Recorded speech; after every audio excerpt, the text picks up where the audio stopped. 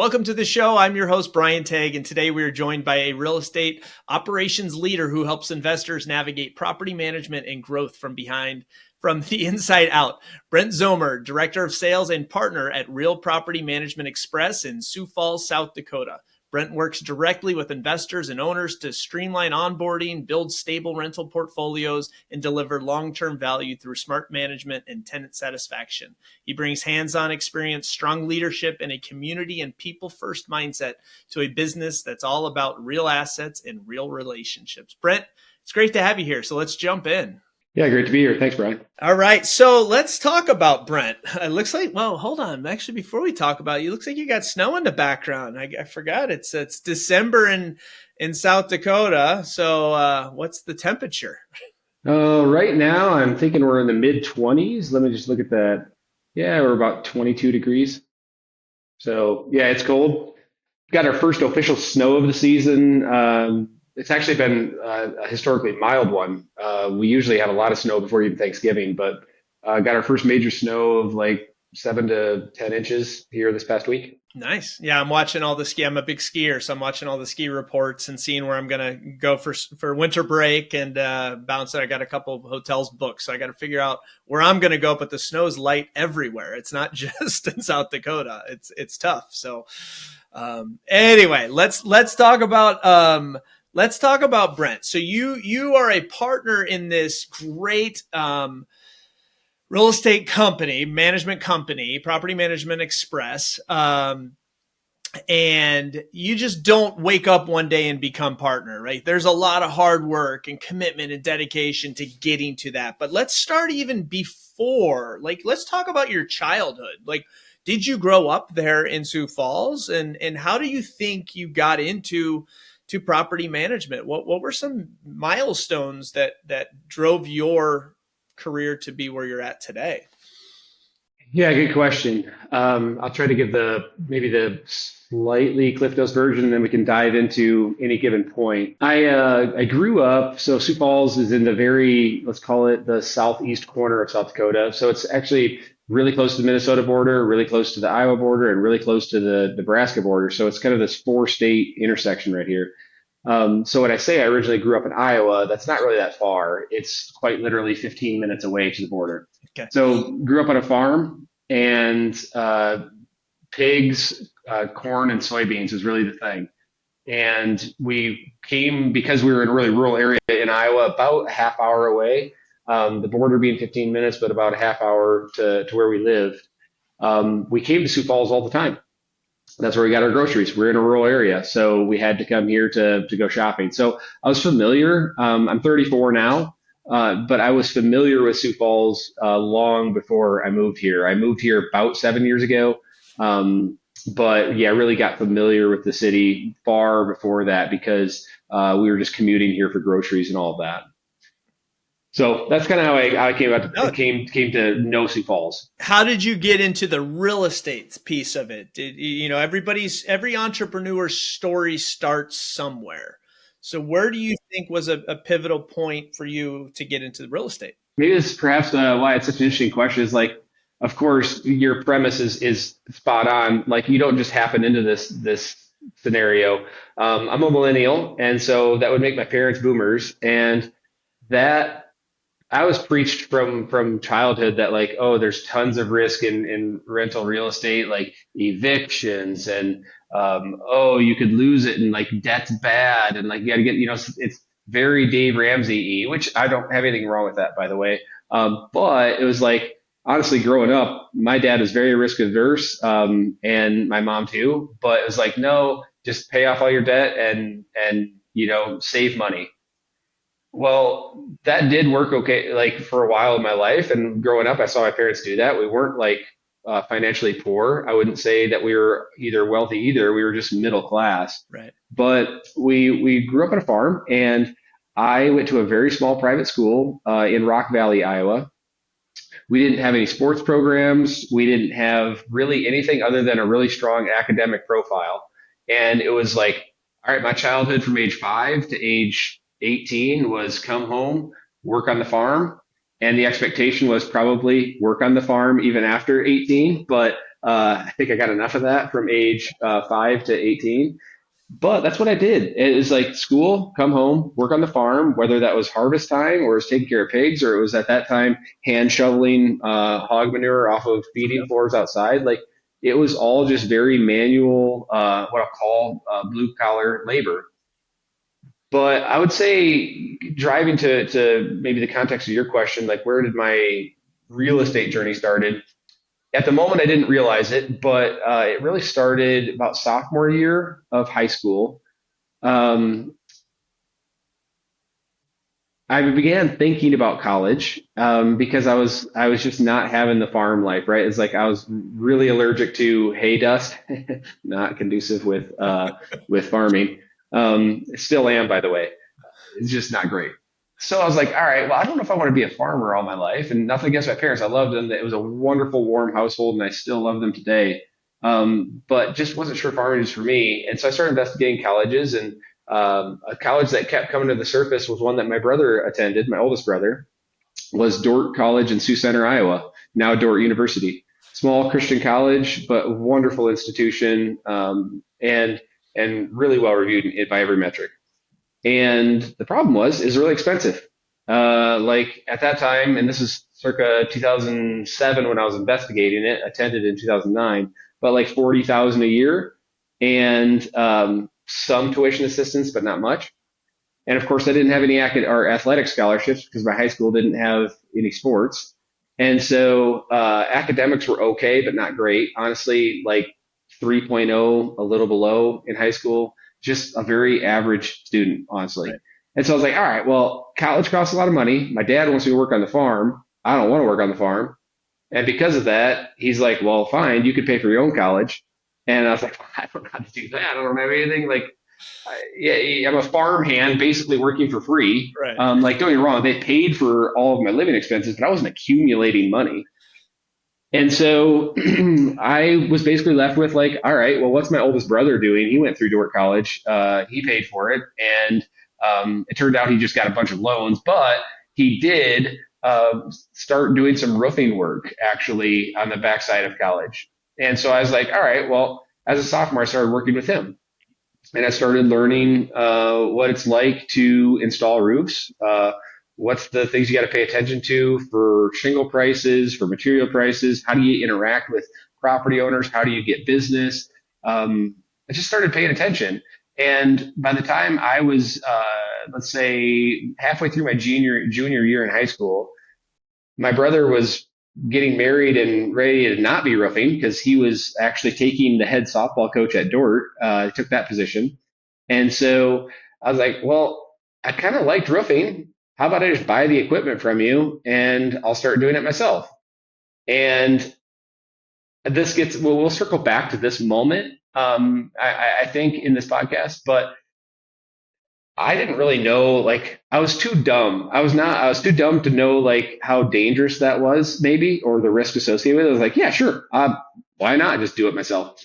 But there's a lesson in there, because that really, really served me of just take action and you'll figure it out in some ways. And so I started my own roofing company, as junior in high school. Did it with just a couple of friends. Got business by going door to door in Sioux Center. And I mean, we only did like 6 houses that first summer, but I made like 15 grand after paying everybody. And that paid for everything that I was not able to put on loan my first year of college. And then I got to college. I was like, you know what? I could also make some money if I got an athletic scholarship. So I just walked on and tried out for football. I actually, turns out being a strong farm kid, plays well with football. And so I got a little athletic scholarship for that, and then met some really good friends in football. They ended up wanting to stay for the summer and became my roofing crew. And so for the next 4 years, we were hammering out 50 to 70 houses per summer. And we were getting it all by door to door and word of mouth, but just do a really excellent job. Be affordable, not necessarily the cheapest, but affordable, and just do a wonderful job. And that ended up scaling to the point where by the end of my college years, I had paid for my entire college and was debt free on that, and then actually had some extra income. Now, I'll tell you, I studied to be a teacher.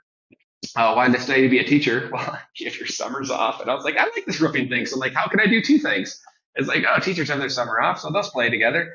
It only took me 1 year of teaching to realize I don't think I have the right major because I'm making a lot more money in 3 months roofing than what I am 9 months teaching.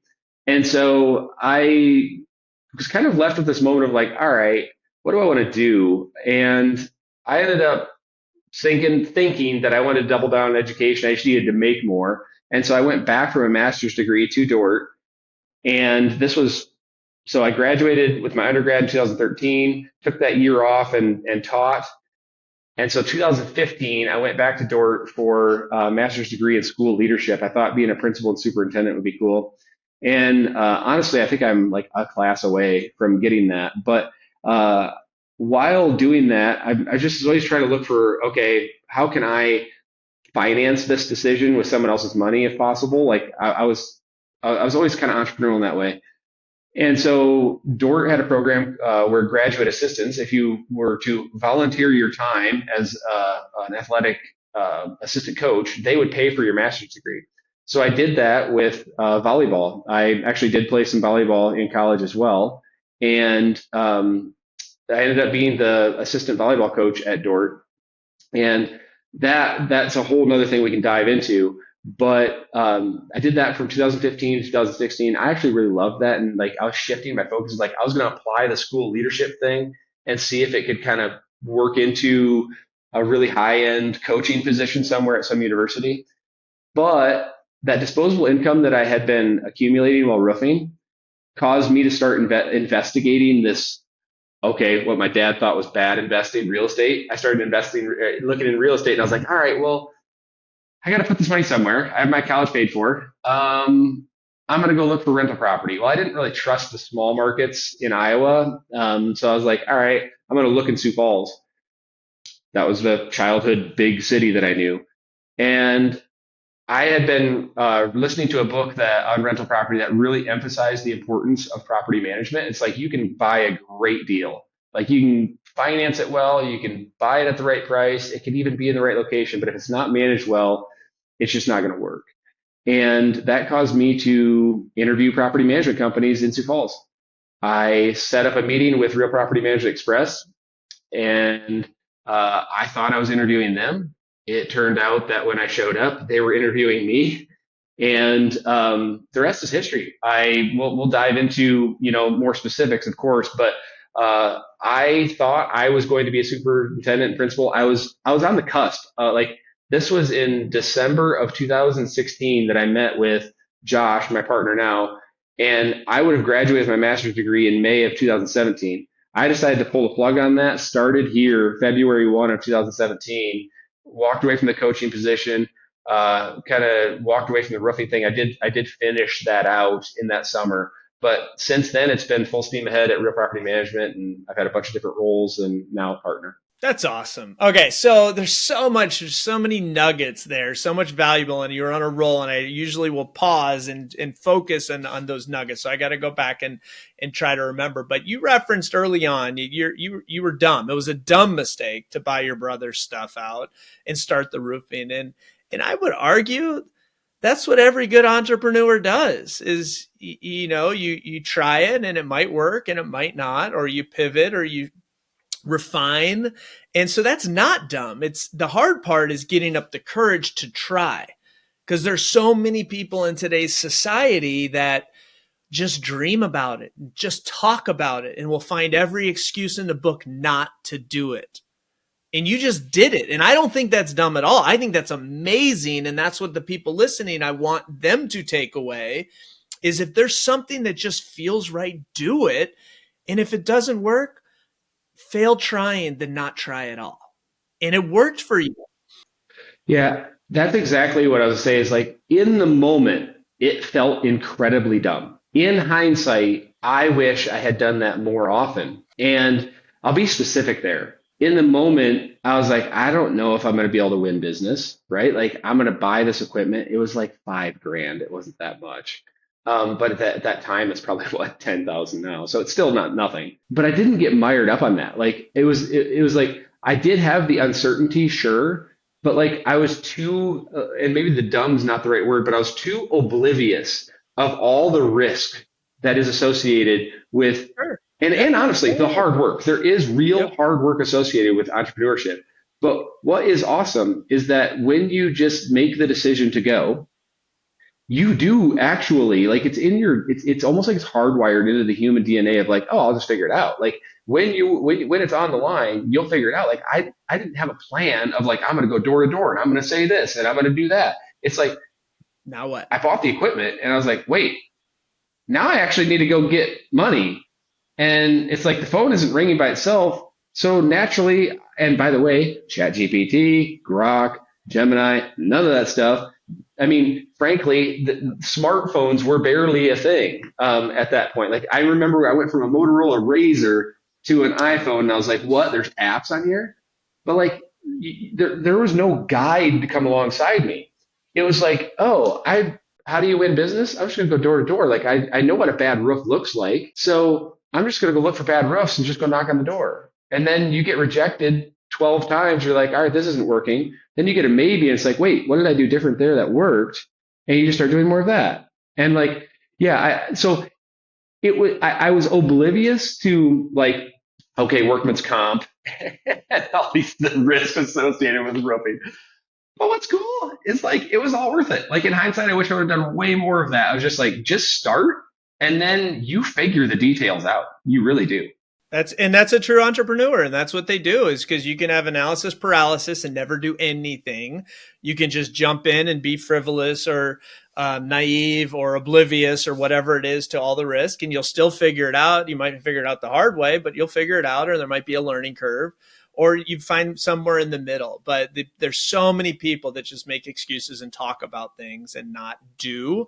But the real entrepreneurs are the ones that are doing. Right? Look, hear all these stories of these uber successful people now that started in their garage, right? They're just doing. They're not planning it all out. They're just, let's set up a folding table and chairs and start in the garage, and it grows to something else, whatever that industry may be. So I commend you on that. Let's move forward with the focal point. I do think there's a correlation on the roofing industry. It's not like you went out and figured out how to sell hot dogs at the corner. Like you're touching a physical asset, arguably one of the best assets in America that build wealth, and that's a house, a property. So you are getting a piece of that. You're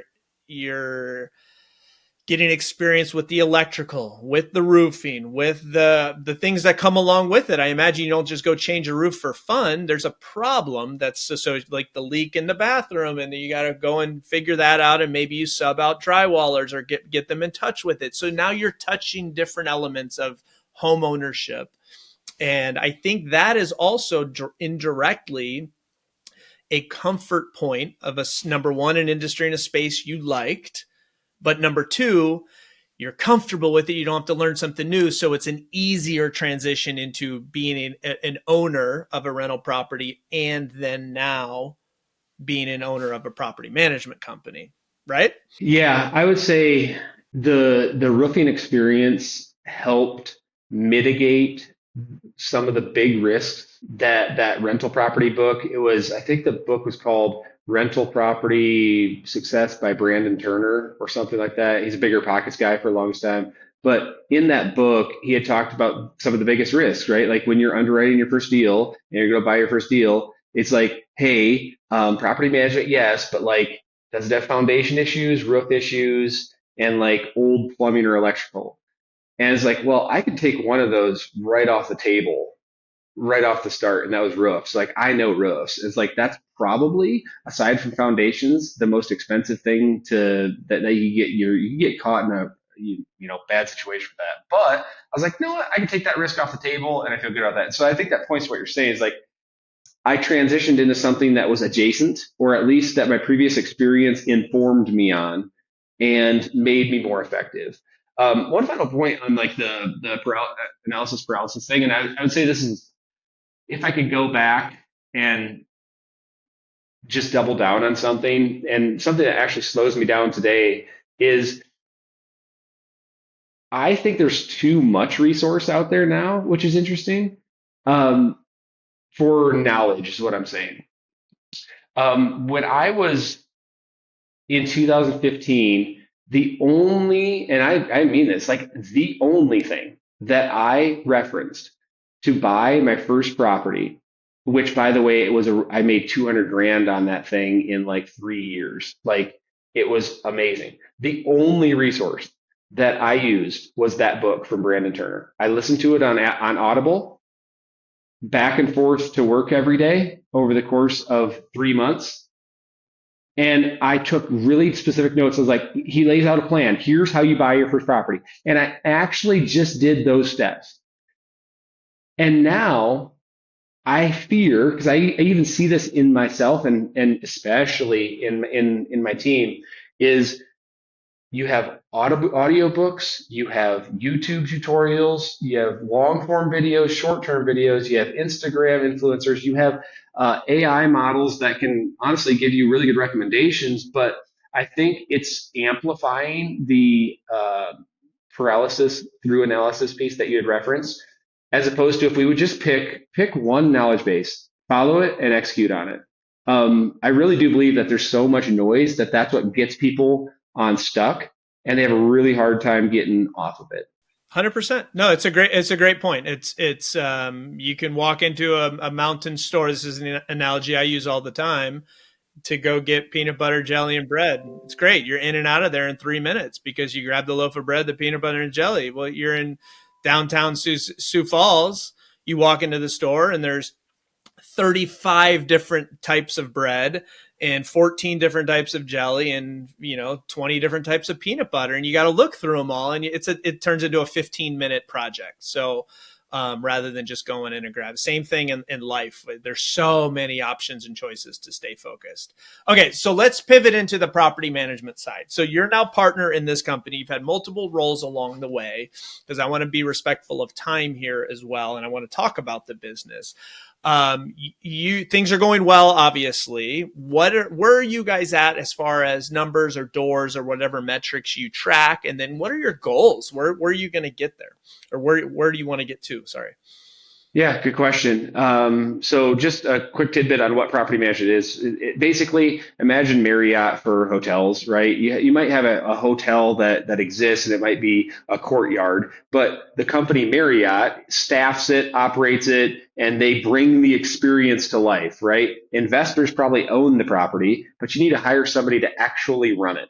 That's what we do for apartment complexes and single family homes. So, it's like we may not necessarily own the property. We are generally hired by an investment firm, whether it's a capital group or a REIT or a developer. They're going to hire us to come operate the property, make sure that that the rent's collected, the maintenance is coordinated, make sure that it's actually hitting its budget metrics. So anyway, that's what property management is. So hold on.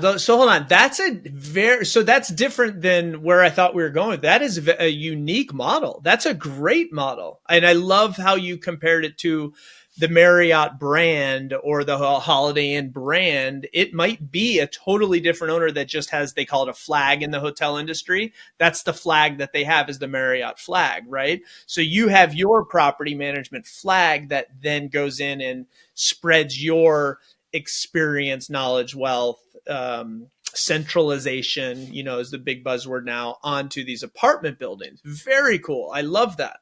Yes, exactly. So 2010 was when Josh and his brother founded the company. They focused on single family rental properties actually to start. So in Sioux Falls, they built that up to 2017 when I joined. We had about 600 single family houses that were managed in Sioux Falls here, represented by about 200 different owners. So you can imagine that, right? Like we apply our model to their properties, but you have 200 people that you're managing essentially, and their unique expectations. When I joined, we pivoted into major multifamily. And so actually in my background up over here, you can actually see our first one.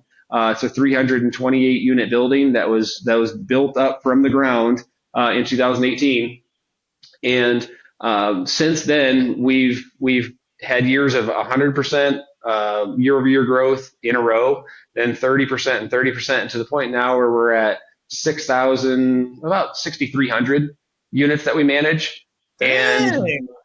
yeah, it's been really good. Quite literally the 10x thing. Now that I'm thinking about it, we've 10x since 2017, and Congrats. so yeah, really appreciate that. Where we're headed, we expect we'll be at 20,000 units by 2030, and so that would definitely put us on the radar with some of the largest companies in the United States. So here's a dumb question. I think I know the answer. Maybe not. Maybe I shouldn't answer it. Sioux Falls, how many apartments are in Sioux Falls? It's not a huge metropolitan city like a Chicago or a Milwaukee. Like what area do you expand now with your business? Yeah, we have of the, so I call it total addressable market. So of the units in the market, how many do we want to manage? Because like we're very specific on like Marriott, they're not going to come in and manage a Motel 6. They just won't. It's not their criteria. They're going to require like a courtyard. Yeah, there's a standard. So I've identified that in Sioux Falls. We already have over 70% of the units that we would want to manage. So, we've almost saturated that. Of course, there's still some opportunity there, but we have started expanding into markets like Des Moines, into Omaha. If you want to think about the interstate systems, that makes natural sense of where we should be going. I would say there's other states adjacent to us that we will be expanding to probably in the next 12 months to get to that 20,000 target. But by every internal metric, we set the 20,000 target 3 years ago, and we are tracking in lockstep with where we expect to be. Man, that's awesome. Congrats again. That's huge accomplishments, and I love that's progression is my most exciting thing in life. So not just even for me, I love to see people, you know, evolve into these meet their goals. So that's Yes. huge. How big is your team currently? So when I joined in 2017, we had 6 employees. We now have 140. And long way from the days of me managing a 5-person crew on a roof during the summer months. But yeah, we are now a robust team that, we have obviously some remote team members in the Philippines, Mexico, abroad, and then, of course, a lot of on-site managers at properties like Greystone there in the background. Yeah. Okay. And then your flag, the Real Property Management Express, is that's what's branded on these buildings to get brand recognition, or is that just a shell that you operate your company as? Yeah, so the property would have its own unique hotel, or name. Like Courtyard is what you see. Okay. But then, like when you get the receipt or something like that, it's usually going to say Courtyard by Marriott or something like that, and Yep. that basically means managed by Marriott. This would be Greystone Heights. That's the name of the apartment complex, managed by Real Property Management. So if you go like on listing websites where people go search for apartments, they're going to see Greystone, but then in the bottom right, they're going to see our logo on any of the listings that we manage, and that gives them an indication of like, oh, they're going to have the same terms, the same policies, all of that.